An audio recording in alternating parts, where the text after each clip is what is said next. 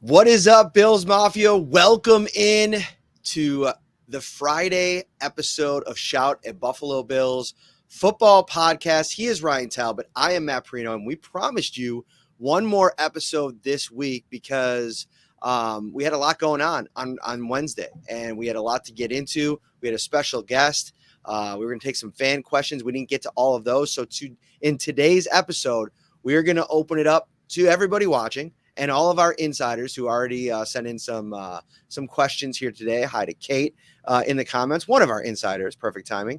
And we're going to get into a bunch of different things. But Ryan, how are you, my friend, to start off with here? You know, I'm doing great, Matt. You reached out to me today. You sounded fired up to have another podcast, so I'm ready to kick this one off. I am, to say the least, sick of a lot of things right now in the media landscape. And it's been bubbling for me for a long time. And we've commented on the show. We've had shows dedicated around Colin Cowherd in the past when he said some frustrating things. Now I actually respect Colin Cowherd. I think he does a pretty good job. To cover all sports is really challenging. Like, I want to start there. Like, when you're on the national level, you can't be an expert on everything. Like, you got to kind of pick and choose. You got to kind of parachute in and, then get off the boat, if you will, and go cover a bunch of other different things. Sheila asked, what did he say? We're going to get into what he said in a second here. But Stephen A. Smith of a clip from First Take went viral this morning on the heels of the NFL award show yesterday. Lamar Jackson, MVP. Joe Flacco, comeback player of the year, which we'll get into that. We got a question on that. I don't think anybody's really got a problem with the MVP award and how it was handed out. Like, if you want to make an argument for Josh Allen, which, I've been in that camp at times. Like, I think you can make an argument for him. I think that's fair. But Stephen A. Smith reacted to the one first place vote that went for Josh Allen out of the 50 voters. We'll get to that in a second as well. And it was Aaron Schatz from formerly of Football Outsiders. Now he's working with a different outfit. He's the creator of the DVOA stat. Ryan, why don't you tell everybody a little bit about Aaron Schatz before we get into this clip? Yeah, so listen, he's made a complete 180 on Josh Allen and his time covering the league, covering football. He called Josh Allen a parody of a prospect in the Football Outsiders leading up to that draft class. So, one, I'm going to give Aaron some credit here because it would be very easy to stay critical of a player that you were very strong about.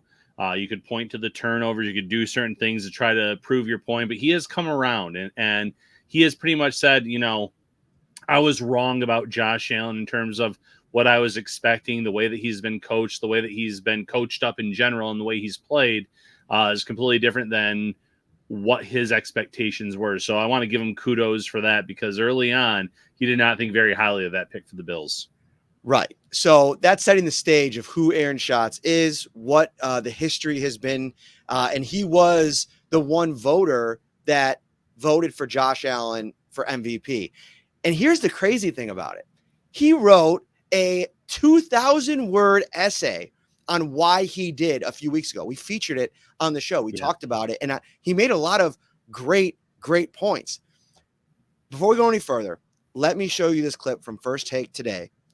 Everything that Stephen A. Smith said in this clip that's since been absolutely ripped apart. I found it awful announcing, ended up tweeting it, which is fitting. That one vote against Lamar Jackson, that jeopardizes why sports writers, people talk about how sports writers shouldn't be voting. That was a stupid homer vote by that individual, probably scared to go back in the locker room if he had voted against 100%. Josh Allen. That compromises everything. You have to be objective when you have a vote. And that writer was, I don't know who the hell it was, but that's an embarrassment. You're right about that. But we're going to sit. Okay. So a couple things here. For everyone on the panel to agree with him as well. idiots. That's wild, right? Nobody pushes back. And listen, I've been there before. Like, listen, I've been accused of it on this show where I'm like actively listening, thinking about the next topic. Like, we've all been in that spot. Listen, I think Dan Orlovsky does a really good job. I'm not gonna, take too much umbrage with him. But for Stephen A. Smith, a guy that has historically put his foot in his mouth when it comes to the NFL, UFC, that whole exchange that he had with Joe Rogan on a live pay-per-view where he's talking out of his you-know-what for 2 minutes and Joe Rogan is just a meme sitting there listening to the nonsense spewing from his face. I don't have an issue with you taking issue with somebody voting for Josh Allen, but to lay out your argument and be completely uninformed on what you're talking about, completely to say it's a homer vote from somebody who has been ultra critical of Josh Allen over the course of his career. If anything, he's got to eat a whole load of humble pie to put in that vote and to switch his viewpoint, which I think he's talked quite a bit about. That's number one. Number two, it's a homer move, right? He says it's a disgrace to the whole panel. What about Lamar Jackson's season screams unanimous MVP to anybody? We've been talking about this for weeks. Remember when I had Mike Sando on from The Athletic, one of the most respected voters on that entire list of, let's be honest, a lot of very comical panelists that are voting on that award. Emmanuel Acho is a joke. Like, listen, there's Colin Cowherd, there is Shannon Sharp, there's Stephen A. Smith, there's Skip Bayless. I don't know if any of them are as bad as Emmanuel Acho with the clickbait nonsense crap that he puts out all the time. I don't know Emmanuel Acho. I think he's leaning into the shtick, and that's fine. But the reason I'm so, I don't want to say upset, but annoyed by all of this is that it then gets flooded into our mentions, and we have to just deal in the discourse of this just idiocy. And it's, I had 3 or 4 tweets that I had ready to go that I was going to fire out. And it just do I want to wade in the waters of it all? I thought I'd just bring it to the podcast and talk about it here. And that's fine. But, if anything, you should have been critical of the groupthink that was going on with 49 people voting Lamar Jackson first place, because you said it. There was nothing special about Lamar Jackson's season. I think he earned the MVP when, the award itself based on the accolades. Unfortunately, this is an award that's given, it feels like every year, to the quarterback on the best team that has, solid stats. He had a good season. He did not come close to his 2019 campaign. He did not come close to Tom Brady's 2010 campaign. And those are the only 2 quarterbacks that have been voted unanimously the MVP in NFL history. So for him to sit there and say that it was a travesty for someone to not vote for Lamar Jackson, and it was someone that's afraid to go into the locker room, it's wild. And at the end of the day, too, I mean, listen, if I were given a vote, I would have gone with Lamar Jackson this year, but I would not have held anything against people voting for Josh Allen, because I think there's a valid case to be made that especially this year, Allen meant significantly more to his team. I think Baltimore had a pretty lights out defense for most of the year that you could have had game managers come in there and hold a lead. And I know it's a regular season award, but we have seen Lamar Jackson wilt time and time again in the playoffs where he can't, beat teams that score 13 or more points against him. This is a quarterback that is very flawed in terms of his skill set, in terms of his career accolades. And for Stephen A. Smith to be sitting there on this show one day after the MVP is awarded and make it seem like this was an unbelievable travesty, like Lamar threw for 5,000 yards or something and had 55 touchdowns. He didn't have the most touchdowns at the quarterback position. Josh Allen did. He wasn't the greatest passer. He didn't have the most yards passing. He's a dynamic player. I'm not trying to take anything away from Lamar Jackson, but this was not a unanimous MVP type of campaign. So check this out. Lamar Jackson, and I'm right there with you. I'm not trying to take anything away from the season that he had. But look at the season, from a passing perspective. 3,678 yards and 24 touchdowns, 7 interceptions, right? That's about as mundane as you get. Josh Allen back in 2019, remember that season, right? Like when he threw all those picks against the Patriots, and he kind of got right, and that was before the big breakout. He threw for almost 3,100 yards, so about 500 yards off of the pace that Lamar had 20 passing touchdowns and only 9 interceptions. I mean, Lamar Jackson's season this year was just basically a small amount better than Josh Allen in arguably outside of his rookie year, which was obviously his worst season in the last 5.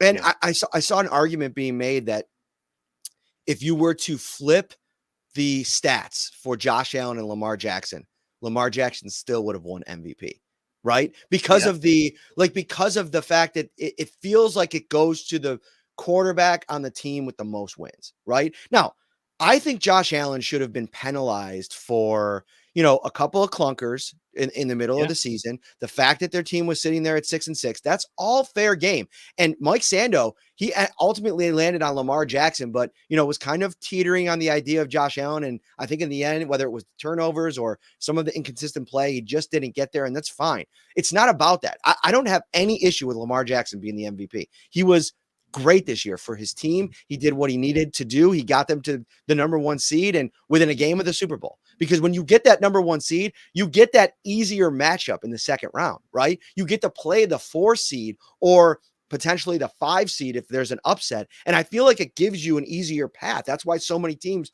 are selling out to try to get that number 1 seed. So kudos to Lamar. And it's a regular season award. If it was not a regular season award, I don't think you would have it. But that all being said, Stephen A. Smith said something so important at the end of that brainless rant that he went on. He said, I don't even know who this guy is. Well, you know what, Stephen A.? You didn't have to say that because with all of your comments, we know that you don't know. Most of the things you're talking about when it comes to the NFL, you don't know. Who was the player a couple of years ago when he said he was talking about him for the Chargers and he wasn't even going to play in that game because he was out for the season with a season-ending injury. And this was like at the end of the season. I can't remember his name, and it doesn't really matter. The guy puts his foot in his mouth over and over again. And I guess this opening segment was just to say, turn the dial when Stephen A. Smith comes up and he's talking about the NFL. Now, the NBA, I must admit, I will pull up a chair. I've been a Stephen A. Smith guy for NBA coverage for a long time. He was super plugged in the league. I still think he's super plugged in, and I know he's kind of like a caricature of what he once was, but I still will listen on occasion. But man, if he's talking MMA, football, next. Yeah, and that's the great way of putting it. He's another guy that has leaned into almost a character of sorts because it gets the ratings. It gets him his next contract. It gets him some shows. It gets him podcasts, radio spots, you name it. And I understand that. But time and time again, like you said, on matters that he knows nothing about, he puts his foot in his mouth. And today was just the latest case of that. How about we pivot, Matt, to the second part of our headline? Have the NFL awards become a joke? Because I feel like they have. I mean, that's kind of what we were just talking about, right? Like, I mean, you run down the list of voters for this award, and it is eye-popping. Like some of the people that are doing this. And listen, whatever you think about people's content or the things that they say about the sport, that's one thing. But like, I do think that there is a level of, objectivity necessary for these kinds of awards that hold it to a certain standard. And I know we're reaching a period of time, and I don't have do you have the list in front of you? I don't. Let me bring that up.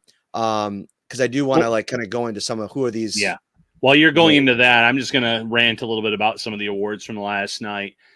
Coach of the Year, Kevin Stefanski, get out of here with that. He did not deserve to be Coach of the Year. That was D'Amico Ryans all the way. There were very little or few expectations for the Houston Texans this year, and the way he coached them up and had them, advancing in the playoffs, making the playoffs, what have you. I really feel like Stefanski did nothing to really deserve that award. I felt like the Browns were a very strong defensive team this year, And that's why a former Bills defensive coordinator ended up winning the assistant coach of the year for them, and Jim Schwartz. And that one I'm right on board with. Completely agree. You look at, obviously, we'll talk more about Damar Hamlin separately, but shame on the 8 voters that didn't even have him in their top 3 for the votes. If you have an issue with the amount of snaps that he played, I get that part, I guess. But a guy that died on the field and you don't think, he should get at least he's 4th or 5th on my ballot. That's crazy to me. That's wild to me. Joe Flacco just a few weeks ago or 1 week ago said, what am I coming back from? Being old and sitting on the couch. And you look at his stats, they weren't eye-popping, Matt. I think it was 13 touchdowns to 8 interceptions. This is not someone that came to the Browns and is the reason they made the playoffs, is the reason they claimed the 5 seed. It was that defense. Flacco was a game manager. He was a good game manager at times, but nothing over his stretch of time with Cleveland should have given him the comeback player of the year award. And, there's some issues with some of the others as well. A lot of people felt TJ Watt was more deserving of defensive player of the year over Myles Garrett. And Watt just kind of said, hey, I know, I expect this at this point.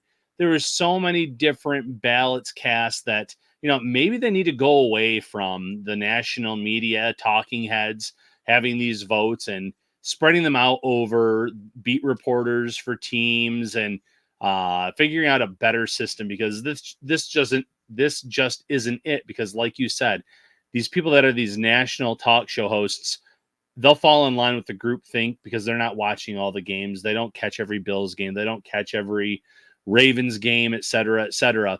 And it shows in the way that they vote on a lot of these awards. It's tough because you could probably make an argument that the beat reporters is a tough one because they're so not invested, but so much of their time is spent watching even their own division, right? I cover, 2 Patriots Bills games every year, 2 Dolphins Bills games, 2 Jets Bills games. So you see that more. So I think there's unless somebody's been in the business a long time, I feel you got to be careful there a little bit too. But you're right. At that point, how many national sports writers are there that are super trustworthy? I mean, listen, Vic Carucci's on there. He's covered the NFL for a very, very long time. I think that's a trustworthy guy. Guys like Tony Dungy, guys like Tom Curran in Boston, guys like even Tom Brady. I'm pro Tom Brady being able to vote for this award. First of all, he's somebody that has won the award. But also, did you watch him on the Pat McAfee show? Oop, you're muted. Had the train going through, so I muted myself. Yeah, he was very articulate. Don't you mute that train. I know. The show, baby. I have some guy revving up his bike out there. I have a train going through. It's almost 60 degrees out there, and people are acting like it's summer. It is beautiful. After school with the little guy. Yeah. I mean, it's really nice, but yeah, I had to mute it for that reason. But yeah, Tom Brady was great. Blown away. I was a little worried about him replacing Greg Olsen because I think Greg Olsen's done a really good job for Fox Sports on that lead team. But Brady, I thought came across very well in his interview there. I have high expectations for what he's going to be able to do. Yeah, and talking about all of the games he's already mock called, preparing for what this is going to be like next year. I mean, he's in the thick of it already. I think he's always been pretty good when talking about guys anyway. So I think he watches it. I think it's an informed decision that he would make. But then you get to some people. I mean, Emmanuel Acho is on here. Mina Kimes, I don't have a problem with that. I think she's really good. Peter King, obviously good. Yeah. Sam Monson from Pro Football Focus. All right. Even Dan Orlovsky and Chris Sims and Mike Tirico and Mike Florio. It's I don't know. It's just this group of people that you just don't know where they're coming from in terms of how much they have their finger on the pulse. But, 49 people voted for Lamar. I think Lamar was pretty much the consensus from everybody I talked to that I know in the business. So in the end, I don't have a huge problem with who won the award, but to have an issue with a guy who led the NFL in scoring plays this season, getting 1 vote for MVP, you're telling on yourself, man. That's craziness. It is craziness. And like we said at the very beginning, there was nothing about Lamar Jackson this year that screamed unanimous MVP vote or winner. He had a good season. He deserves the award. They were the best team in the AFC in the regular season. That's kind of how this thing works now. So he met all the criteria. He had one of his better seasons, but it wasn't better than his unanimous MVP year. It just wasn't. It wasn't close to that. So for people to be upset that, Josh Allen got one first place vote is, like you said, wild. All right, we're going to get into our insider submitted questions now for the second portion of the show. And you can become an insider right now by texting 716-528-6727. That's 716-528-6727. You get a 2-week free trial. Check it out. And this is going to be a really good time. I go to Indianapolis in 2.5 weeks here. Everything that I hear on the ground there, I'm going to be flooding into the text line. So it's going to be a busy time. It won't be busy all off season long, but listen, just stay with us. Stay logged on. I mean, it's $3.99 a month, adds up to about $50 per season. So just take 5 Starbucks. I did it today. I made my own coffee instead of going in cold brew. Save myself $6. Those things add up real quick. Just do that 5 or 6 times. And what is it? 7 or 8 times? $6? I don't know. Math's not my specialty. $48 if you do it 8 times, Matt. How many times? 8 times would be $48 at $6 a pop. Boom. That's why he's here, guys. The math guy. I love it. When half the time I text or call you, you're doing math with your kids. Yeah. And half the time you call me, my wife's doing math with my kids. So that's the dynamic in these households here. So become an insider. You get access to us. So you can text us anytime you want. Any questions, any comments, anything you want to know, and then you get priority when we do these question portions of the show. So let's start with the first one here from Michael Lee. I thought John Butler did a good job during his time here, but relationships are key. You have to be able to relate to all your players. I like that McDermott is working with his young coordinators and is shaking up the coaching staff. My guess is they lean into the roster shakeup on defense this year too. So not really a question there, but more of a comment. And then Faith Brown says, Kyrie's comments just did not sit right with her. I hope he flourishes this offseason. Obviously, Kyrie at locker clean out, not super complimentary of John Butler. And I think that played into some of the takeaway here from some of the insiders. We get to a couple more here. With this is from Christy Alley. With the quarterback 2 job now open, Kyle Allen expected to be a free agent. Would the Bills offer to keep Kyle, bring back a guy like Mitchell Trubisky, or does the new potential quarterback coach maybe open the door to someone new?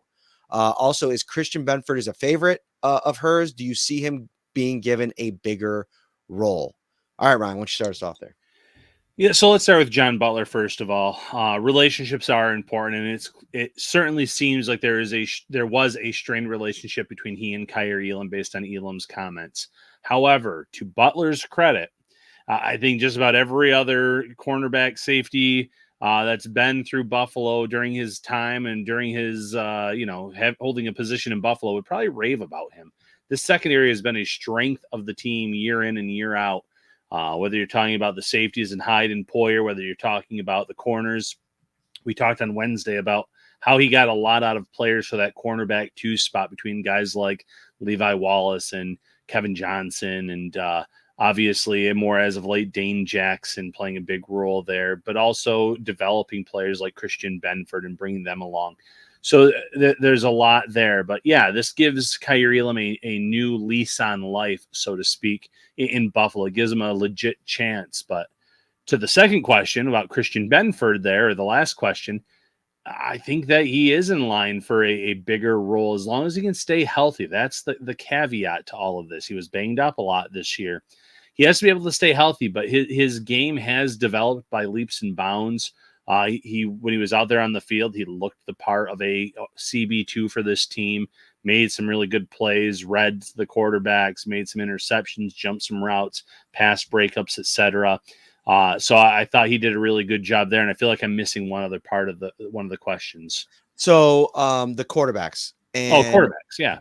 I think for me, Kyle Allen makes the most sense because the Bills don't really have deep pockets to go out and get a more seasoned veteran or maybe even an upgrade on Kyle Allen. And I do think having him in the room is something that they really like, that dynamic. I mean, you could just see it, the comfort level with Kyle Allen, who is obviously Josh's best friend or one of them. I feel like puts him in a spot where they can kind of just run that back. He's going to be more comfortable in the system in year 2. I think he's got a good relationship with Joe Brady, which also helps the whole situation. Could they bring in somebody new based on the new quarterbacks coach? Sure. That's definitely a possibility. But I think when you have something like that, like, a new quarterbacks coach, a new offensive coordinator, for the most part, he had 8 games last year, keeping that continuity with somebody that worked well in the room with Allen, I think might be a priority for them. And he doesn't cost anything. Right. There were some Bills fans speculating maybe Jameis Winston because of the New Orleans ties. I don't see it. I still think he'll probably that whole thing at the end of that season-ending game, I think eliminated him off of like 10 teams. That's fair. And I still think he'll also be that quarterback that gets a little bit more than a guy like Kyle Allen. My only pushback on Kyle Allen would be maybe this is the year with so many picks that the Bills actually draft a guy in those late to middle rounds, maybe 5th round guy that has traits that they like and develop, because, the Rattler. It may be. I actually love Spencer Rattler. Because if Josh Allen were to go down, I don't care if it's Kyle Allen, Mitch Trubisky, anyone that they've had at that quarterback 2 position, this Bills team is not going to go very far. It goes back to the original discussion about Allen and his importance to this team. He is so important that it doesn't matter who else is behind him based on those backups. They're not going to be able to do much, and I would much rather use that position on a rookie, develop them, and then maybe have some trust in him in a year or two. Say, well, if Allen is out for a week or 2 or 2 to 3 weeks, this is someone that's been in the system for a few years. He's been with our quarterbacks coach, our OC. We've really brought him along. We think that he'll be a good fit rather than these year-to-year flyers that the Bills seem to be taking on backups who aren't going to get you very far into the postseason or even into the postseason if something were to happen to Allen. Next one comes from Scott Lunn. I'd like to know if you guys believe, like I do, that the Bills are in a position where they have to change their approach to rookies and the playing time they see from the jump. I think with the needed wide receiver and defensive tackle in particular, the team is going to have to draft players to fill needs and let them develop on the field. The previous approach of giving them a bunch of time and slow rolling them into the lineup seems to have been a detriment and cost them more than once. We see players around the league contributing immediately. Elsewhere, especially several of the wide receivers in last year's draft. Time for a new approach, in my opinion. 100%. I think this is, well, so there was an example this year of Sean McDermott's approach paying off, and that's Terrell Bernard, right? Completely sits out his rookie year, has one game where it just doesn't go well for him. He gets a chance to recalibrate in the offseason, comes out and is absolutely great. I thought there was a lot of good, though, from Khalil Shakir in his rookie season, and he took a jump in year 2. So I think there's a way to, depending on the player and the position, get them out there. Like, if whoever you draft in the first round at this point, with the way the roster is constructed and with, how many free agents you're losing, and, you're probably not going to bring the same amount of quality players back, you're going to have to find somebody at 28 or earlier to come in and help you right away, a la Dalton Kincaid last season. Yeah, and I would even argue Kincaid was kind of slow played early on until Knox got banged up, and then you had to feature him more and get him more targets. And at that point, he wasn't giving the job back to Dawson Knox when he returned from that injury. But Osiris Torrance, week 1 starter, played every snap on the offensive line. We saw it way back in the regime with Tremaine Edmonds. When there are needs and there's a player that wins the job, Sean McDermott will go with it. If it's a position where there's veterans that maybe know his system or have been here, he doesn't want to rock the boat, it feels like sometimes. And, Terrell Bernard, as great as he was this year, there was no spot for him to start last year, or the year before that, his rookie year, because they had Edmonds and Milano, and they were healthy and they were playing a lot. But you pointed out the defensive tackle position. If the Bills take a defensive tackle with one of their first 3 picks, I want him in the lineup and I want him playing significant reps. because you're going to need to count on that guy by the end of the season, more likely than not. You'll bring in some cheaper veterans, I'm sure, to kind of rotate in there to kind of have a role, but get your rookie out there and make him play significant reps. Safety position, same thing. If Micah Hyde were to retire, you can bring back Taylor Rapp, you can have Jordan Poyer, but I want a safety playing significant reps there, getting that work in. There are times where slow playing rookies have worked for this regime, and it's the same thing. If the Bills take some depth at cornerback in the draft, probably doesn't play a lot as a rookie because you do have Christian Benford, you do have Russell Douglas, you have Kyrie Elam getting another opportunity, and Taron Johnson. That's a spot where there's a roadblock there. There has been roadblocks at other positions too, but wide receiver 2 is another area where you can go out and you can draft a guy potentially in round 1 or round 2 and get them the reps that they need as a rookie. Get them out there, get them experience, get them seasoned, and hope that by the end of the year they're comfortable in the system and they can contribute in meaningful games. The thing with Butler is interesting, and just the Kyrie Elam dynamic, and the fact that, with a new Jamil Adai now in that room, maybe a chance for Kyrie Elam to connect with a guy in a different way. Now, I think the John Butler stuff is interesting because we've maintained on this show over the years, Ryan, the position coach on defense, the problem was never John Butler. This guy has been steady Eddie. That's Brandon Bean's favorite phrase, right? That's what John Butler has been for this defense over the course of his career. And at times when we've been year after year asking and begging for more from that defensive front, I feel like this secondary has bailed them out in a lot of different ways. And the one criticism I had of Butler was that Elam never played, but from conversations I've had, he wasn't ready to play in the eyes of the coaching staff. And that goes, if Sean was calling the defense, Sean could have pushed forward, got him into the lineup, and he didn't.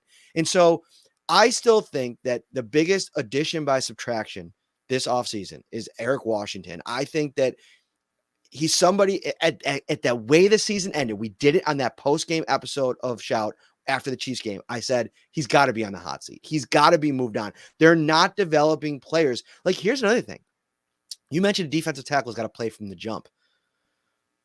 What about Tim Settle? Why couldn't he play from the jump? What about Poona Ford? What happened to him this season? What about Jordan Phillips and who was the other defensive tackle that they brought in that was playing? Linval Joseph. Linval Joseph. He did play a little bit more than the rest, but there never seemed to be a trust in the depth guys. And now you're going to draft a rookie. You're going to have to trust them. You're going to have to get them out there. Whether or not you trust them or not is irrelevant. You're going to have to depend on your development. I think there's a lot of hope for Marcus West, who's taking over for Eric Washington. I've seen him out of the practice field. It seems like he connects with players. I always stand at the far end when he works with the defensive ends, Shaq Lawson, Von Miller, Leonard Floyd, Greg Rousseau, and AJ Epinesa. And it's always a loose group. There, you could tell the respect there, the closeness. So I think that that's good for what potentially that could be next season. But don't get it twisted. This defensive line has underperformed in the big spots the last couple of seasons. It can't happen anymore. So whoever you draft, you have to make sure that they are going to be a day one contributor and somebody that's going to be able to show up not only in September, but in January. Yeah, I think that Sean McDermott will miss Eric Washington from the perspective of they've coached together for a long time between Carolina and Buffalo. He was probably a soundboard for McDermott in terms of someone he would trust his opinion on. But in terms of actual performance from that unit, this defensive line has let the team down in meaningful moments time and time again in the playoffs and in games that mattered late in the regular season. It just hasn't been, it wasn't working. And they went out and they added a Von Miller because he was supposed to be the missing piece. Well, a big part of this was they weren't getting the right, the development out of these younger players. And AJ Epinesa did take a step forward this year. I don't feel like Greg Rousseau took a step forward as a pass rusher. I think he became elite as a run stopper. I still think there's a lot of untapped potential there, though. So from a coaching perspective, I do think that losing Washington is not the worst thing. I'm interested to see what Marcus West can do. They hired a assistant defensive line coach that was a pass rush specialist at his former stop. So you're going to try to get some more out of this group, whoever it is, because there's a lot of names that could ultimately be on the move. But yeah, the linebacker play has been solid throughout Sean McDermott's tenure, and this year arguably being the best that they've gotten out of it, considering the injury to Milano. The secondary has always been strong. It just feels like the defensive line has never been able to match the performance of those other two units. I'm much lower on Eric Washington than you are. Like, I think he was bad. Like, I think that he was somebody that was given the most talent, the most resources, and did the smallest amount with the resources that he was given. And we spent a whole season getting to talk to him once a week. And I came away more impressed in one session with Bobby Babich than I ever did in any session with Eric Washington. And that's not just like, the coach speak and all that kind of stuff. It's like what you feel like, in terms of your group and what you're doing. And listen, it was a defensive line that it was good this year. Like you mentioned, AJ Epinesa, you mentioned, and Oliver having his best season. Yeah, Leonard Floyd having a great year, but Leonard Floyd was going to be that probably regardless of who was the position coach. I think there's a chance to really upgrade there is my point. Larry Gertie says, I wondered the same thing, Matt, about, guys playing over other guys. Still can't believe AJ Klein played over Dorian Williams. Probably cost Buffalo the Super Bowl, that decision alone.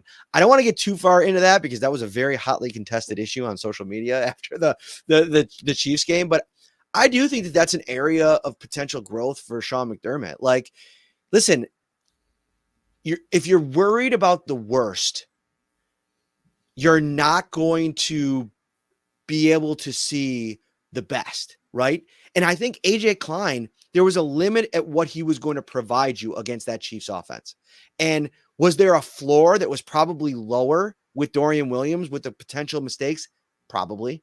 But the potential plays and getting you off the field with a couple of splash play potential with Dorian Williams, I still think I would have gone in that direction. Now, I don't know, like AJ Klein's a guy that they've relied upon for a long time, but he was coming off the couch. There was a lot that went into that call.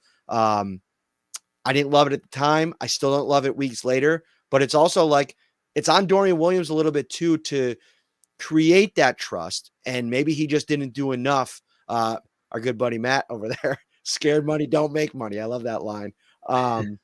Anyway. Yeah, no, we could go back and forth on the Klein decision, Dorian Williams flashed at times. I thought he had some good moments in the playoffs when he was out there on the field. The athleticism obviously favors Dorian Williams significantly in terms of trying to cover Travis Kelce and other players, but there's the trust factor, and it feels like there just wasn't enough trust in Williams in that moment. The Bills didn't want it to be beaten with a big play, but unfortunately they were beaten, by what is it, the saying, 1,000 paper cuts or whatever it is, because AJ Klein just couldn't cover Travis Kelce, and there was no way to really get them off the field for most of that game. You're watching Shout, a Buffalo Bills football podcast right here on YouTube, Facebook, Twitter, X, wherever you watch. We appreciate it. If you're on YouTube, hit that like button, subscribe to the channel as well. We're going to have you covered all off season long. We were doing about 4 shows a week in season, Ryan. We were absolutely just crushing it, getting after it, if you will. And I think we'll probably be on more of a 2 cadence in the off season, 2 a week. Right. We will do 3 or 4 on the busy week. So combine week, expect more around free agency and free agency, all that kind of stuff. Yeah, mini camp, all that stuff. So it'll be good. All right, one more question, then we have to get out of here. We didn't get to all of them, and I actually put out in the insiders if anybody else has anything, and they sent a bunch of questions in, and we're not going to have time for any of those. So we'll have to do another podcast, which we'll do next week, and we'll have those questions. So don't worry about that. Our good buddy Mark Henry in the insider chat said, I know a lot of people are talking about Justin Shorter, and I know they play different roles as wide receivers, but as far as helping the team next year at a low cost value, I'm surprised no one is bringing up Andy Isabella more, especially since they have him on the roster. Thought he played great in the preseason, helped out with special teams a few games, has great speed, and stayed healthy the whole year. Really wish Josh didn't miss him on the setup screen in the Pittsburgh game. He was wide open. Think he can be played in the McKenzie role, which produced many first downs or jet sweeps. And if they gave him some more reps, he would be a game ready if Shakir were injured. What are your thoughts on this? And I think it's, very interesting to bring up. And I also think, the Isabella point to me that's worth making is they always seemed like, when you get like paid, on Friday and you got like couple hundy in cash sitting in your back pocket and it's burning a hole and you just got to get it out. You got to go spend it somewhere. To me, Andy Isabella felt like payday for the Bills, right? Like they knew they had him on the practice squad and they were just itching any way they could to use him. There was no real injuries on offense outside of that Gabe Davis stretch. So much so was he burning a hole in their pocket that they benched Deontay Hardy for a game and brought him up. But they just, again, the vision for players sometimes, and it's not always going to be perfect. It doesn't necessarily equate once things get going in the game. And I never felt like whether it was Joe Brady or Ken Dorsey ever found the right role for Andy Isabella. Maybe that could change with an offseason to plan for it now that he's in the cards.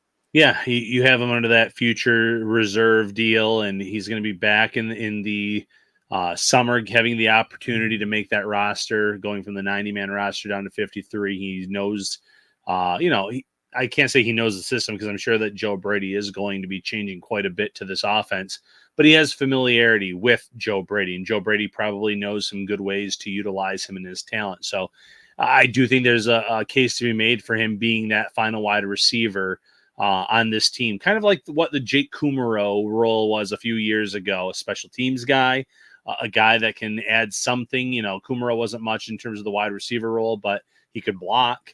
I think Isabella could add that speed element.